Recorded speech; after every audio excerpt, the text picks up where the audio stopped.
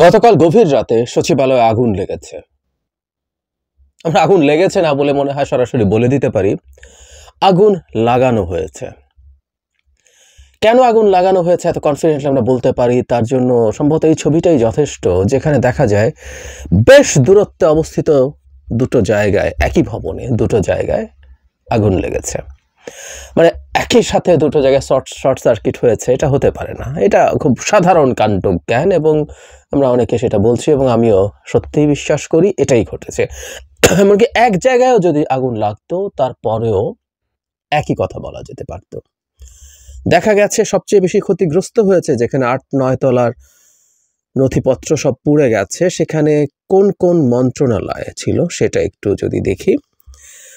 ৭ নম্বর ভবনে যুব ও ক্রীড়া মন্ত্রণালয়, ডাক টেলিযোগাযোগ তথ্য প্রযুক্তি মন্ত্রণালয়, স্থানীয় সরকার পল্লী উন্নয়ন ও সমবায় মন্ত্রণালয়, শ্রম ও কর্মসংস্থান মন্ত্রণালয়, অর্থ মন্ত্রণালয়, সড়ক পরিবহন ও সেতু মন্ত্রণালয়ের বিভিন্ন বিভাগ রয়েছে। একটা ৫২ মিনিট আগুন লেগেছে, ৫৪ মিনিট হয়েছে এবং ৬ ঘন্টা পর এই আগুন নেভানো হয়েছে। গভীর রাতে, এত গভীর রাতে শর্ট সার্কিট, এটা মনে করার কোনো কারণ নেই। এবং বর্তমান বাংলাদেশের যে প্রেক্ষাপট, তাতে এই আগুন লাগানো হয়েছে এটা মনে করার যথেষ্ট কারণ আছে। কারণটা কি? আমরা একটা জিনিস একটু মনে রাখবো, প্রথম থেকেই এই সরকারকে অস্থিতিশীল করে তোলার চেষ্টা হয়েছে বিভিন্ন দিক থেকে। আওয়ামী লীগ ঘোষণা দিয়ে করেছে কাজটা, ঘোষণা দিচ্ছে, তারা স্পষ্টভাবে ঘোষণা দিচ্ছে শেখ হাসিনা বাংলাদেশকে হুমকি দিচ্ছেন, জনগণকে হুমকি দিচ্ছেন, তাকে যারা ক্ষমতা থেকে টেনে হিচড়ে নামিয়েছে এবং ভারতে পালিয়ে যেতে বাধ্য করেছে তাদেরকে হুমকি দিচ্ছেন। আওয়ামী লীগের লোকজন বাইরে বসে হুমকি দিচ্ছেন, তারা বাংলাদেশ এবং বাংলাদেশের লোকজনকে দেখে নেবেন। আর ভারতের আচরণ তো আসলে খুব স্পষ্ট, তারা বাংলাদেশকে একটা স্টেবল দেশ হিসাবে দেখতে পছন্দ করছে না। এবং এই সরকার, ডক্টর ইউনূসের সরকারের উপর তাদের তীব্র ক্ষোভ থাকে। তাদের দিক থেকে যৌক্তিক কারণও আছে। ডক্টর ইউনূস শেখ হাসিনা যেমন চাকর বাকরের মতো কাজ করেছেন ভারতে, সেটা করছেন না, তাদের সেটা ভালো লাগছে না।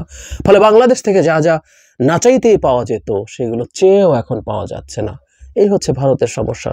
সো ভারত ইন্ডিয়া, মানে এই দুটোকে আমরা আসলে আলাদা করার কিছু নেই, এরা চিরকালই একসাথে ট্যাগড থাকা জিনিস। সো ভারত এবং আওয়ামী লীগ, আমি যেটা বলবো, সো তারা দুজনই একসাথে আসলে এই ডিস্টেবিলাইজ করার চেষ্টা করছে।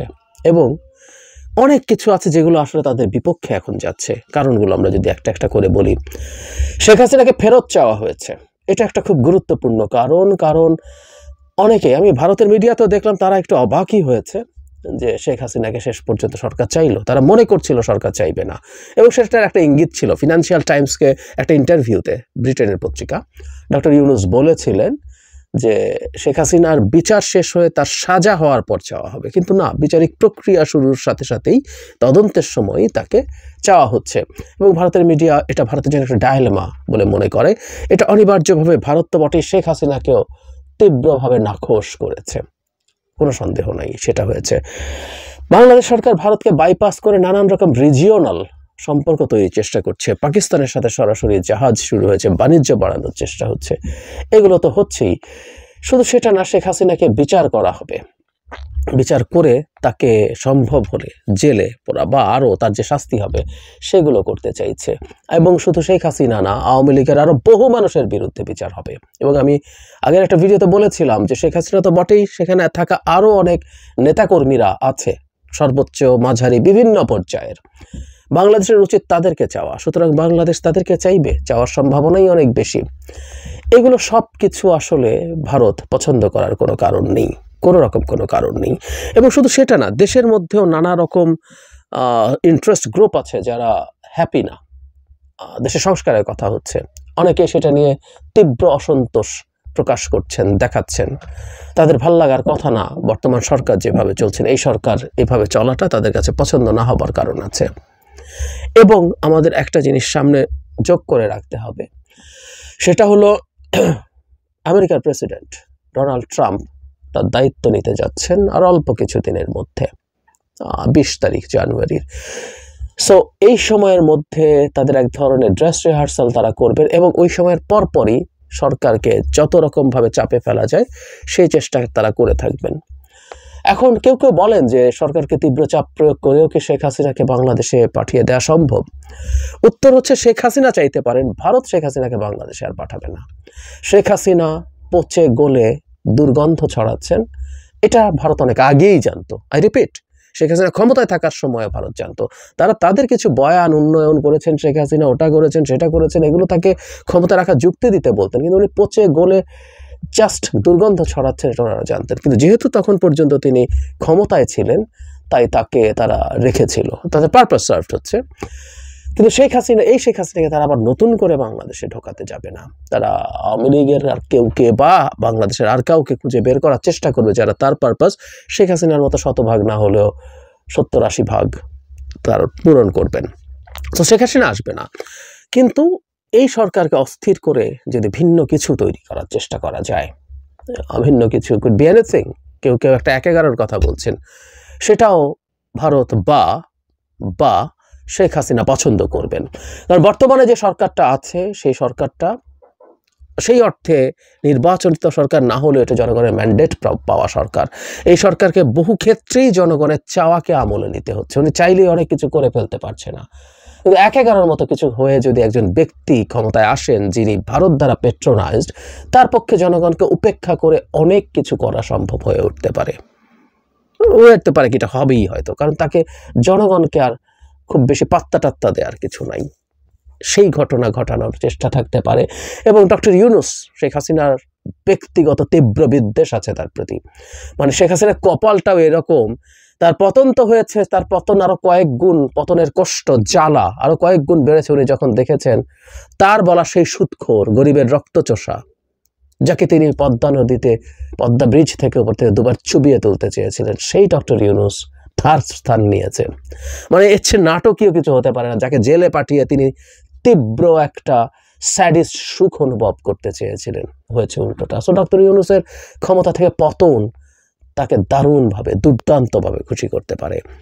আর দেশের ভেতরে নানা জায়গায় নানা রকম অস্থিরতা তৈরি করে, কিছুদিন আগে সমন্বয়ক বা মুভমেন্টে যারা ছিল তাদের উপরে হামলা হয়েছে। অন্তত 1-2 ঘটনা হতে পারে যেগুলো শুধুমাত্র এই কারণেই তাদের উপরে হামলা করে পরিকল্পিতভাবে হত্যাও করা হয়েছে। এবং একই সাথে এখন এই ধরনের আগুন, আরও বিভিন্ন রকম অ্যানার্কি তৈরি করার চেষ্টা করা হতে পারে। সেই অ্যানার্কিগুলো তার দেশে থাকা, মানে বাংলাদেশে থাকা তার লোকজনকে কিছুটা হলেও সাহস যোগাতে পারে। এই সব কিছু মিলিয়ে আমরা আসলে একটা চ্যালেঞ্জিং অবস্থার দিকে যাচ্ছি। আমি যোগ করব আবারও, আজ সকালে এটা নিয়ে আমি ভিডিও দিয়েছি, প্রশাসনের আমলারা যেভাবে আচরণ করছেন এটাকেও ধর্তব্যের মধ্যে নিতে হবে, এই সরকারকে ডিস্টেবিলাইজ করার জন্য প্রকাশ্যে তারা তাদের চাকুরি বিধি ভঙ্গ করে, আইন ভঙ্গ করে এই ধরনের কাজ করছেন। সব কিছু যদি একত্র করি তাহলে আমরা সামনে একটা অস্থির সময় স্পষ্টভাবেই দেখতে পাচ্ছি। এমনিতেই প্রশাসনের কারণে সরকারের কর্মকাণ্ড ঠিকঠাক মতো চলছিল না, এতে কোনো সন্দেহ নেই। আমাদের পরিচিত লোকজন যারা আছেন, এই সরকারের মধ্যে যারা আছেন, তাদের কাছ থেকে আমরা শুনেছি যে তাদের কারণেই, প্রশাসনের কারণেই সরকার স্পিড পাচ্ছে না, সে তার যে গতিতে কাজ করতে চেয়েছে সেটা করতে পারছে না। তার সাথে এখন আরও নানান রকম কিছু যুক্ত হবে। এগুলো প্রত্যেকটা এই সরকারের উপরে চাপ তৈরি করবে। বটম লাইন হচ্ছে সতর্ক থাকা এবং ব্যবস্থা নেওয়া। এত বড় দেশ আসলে সতর্ক থাকলেও পরিকল্পিত স্যাবোটাজ অনেক ক্ষেত্রে করা যায়, কিন্তু ব্যবস্থা খুব দ্রুত নিতে হবে এবং সতর্কতা বাড়াতে হবে।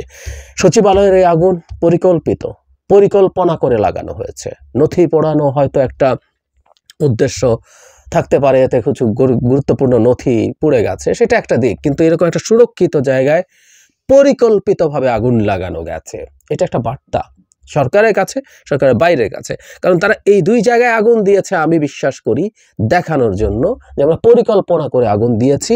বাংলাদেশ সরকারের এত গুরুত্বপূর্ণ, মানে সরকারের প্রাণকেন্দ্রে পরিকল্পনা করে আগুন লাগানো যায়, এটা প্রমাণ করে, তারা প্রমাণ করতে চেয়েছেন এই সরকার কত ফ্র্যাজাইল, কত ভঙ্গুর, এই সরকার কত অযোগ্য যে তারা এটা ঠেকাতে পারে না। এই বার্তাটা দেওয়াও তাদের দিক থেকে দরকার ছিল, তারা দিতে পেরেছেন। আমি জানি না আমাদের সরকার এই বার্তাটা ঠিকঠাক মতো পেয়েছেন কিনা, আমাদের সরকার এই বার্তাটা ঠিকঠাক মতো, যে কোনো বার্তা ঠিকঠাক মতো পান কিনা, এই অভিযোগ আমাদের সবার আছে। আমরা এই সরকারের বিরুদ্ধে অযোগ্যতা, অদক্ষতা এগুলো নিয়ে প্রশ্ন করি, তার ইনঅ্যাকশন নিয়ে প্রশ্ন করি।